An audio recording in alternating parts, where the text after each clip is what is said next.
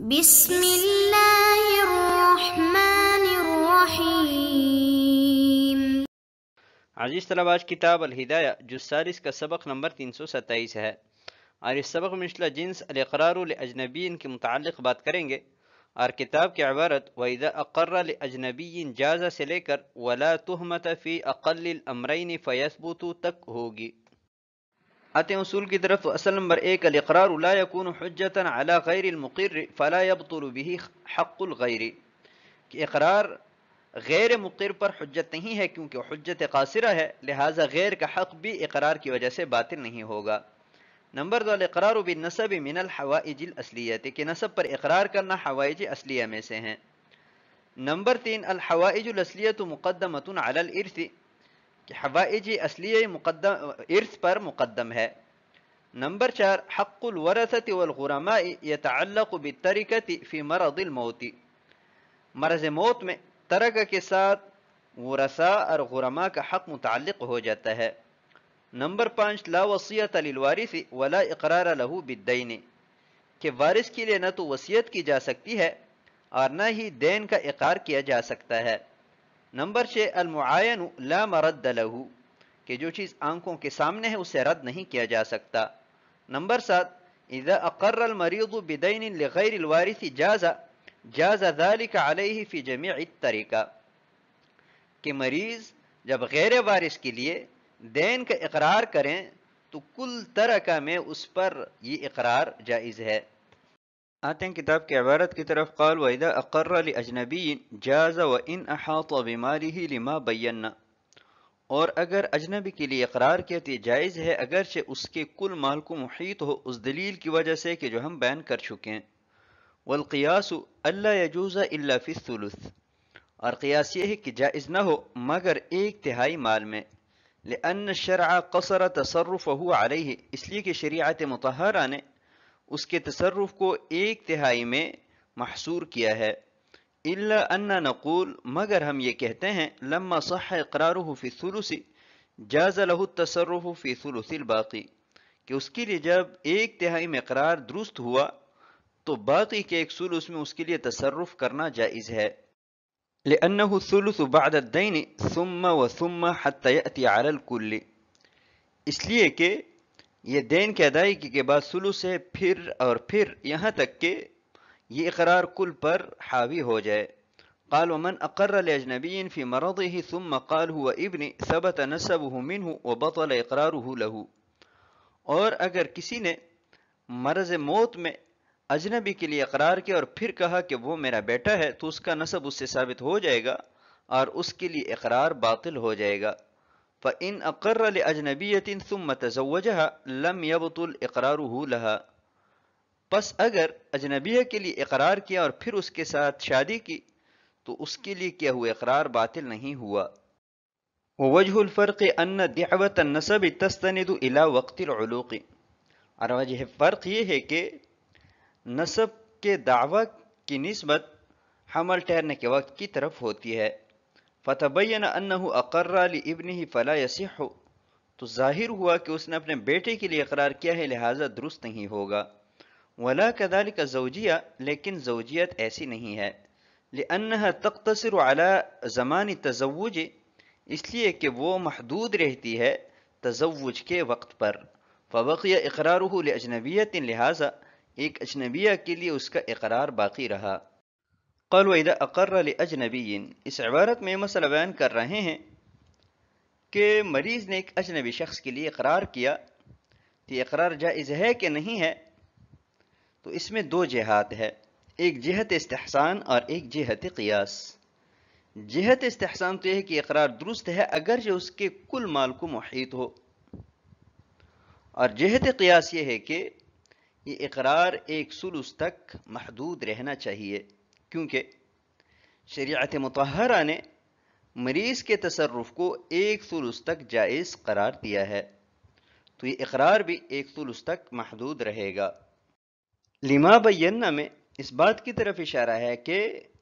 یہ حوائج اصلیہ میں سے ہیں اور حوائج اصلیہ میراث پر مقدم ہے۔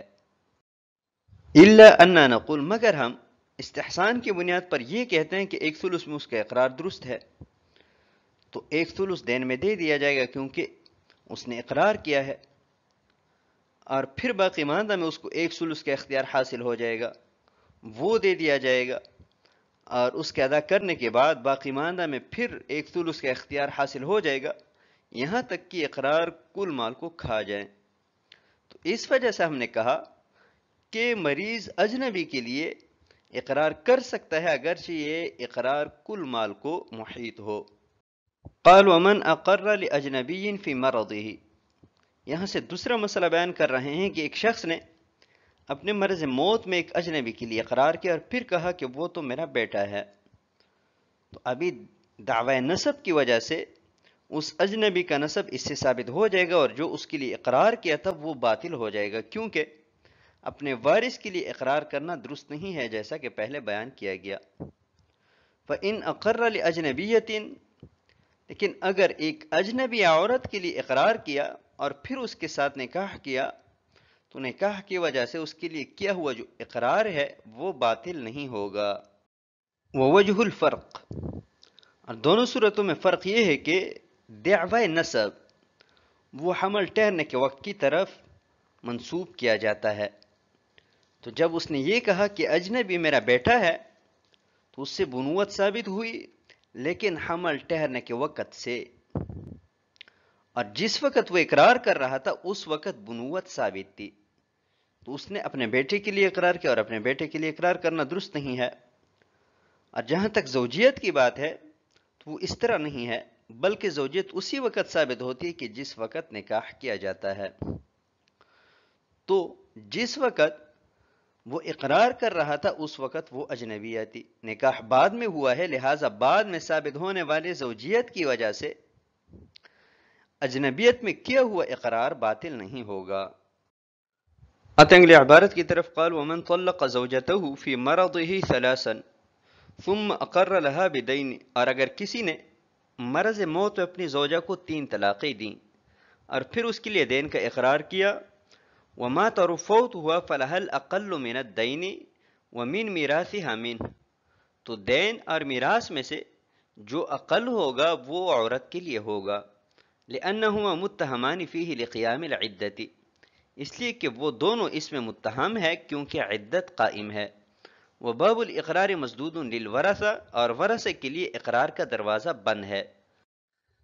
فلعلہ اقدم على هذا الطلاق لیصح اقراره لها، کہ شاید اس نے طلاق پر اقدام اس وجہ سے کیا تاکہ اس کے لیے اس کا اقرار درست ہو،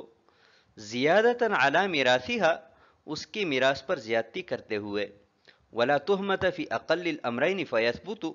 اور دونوں میں سے اقل میں کوئی تہمت نہیں ہے لہٰذا وہ ثابت ہو جائے گا، واللہ تعالی اعلم بالصواب۔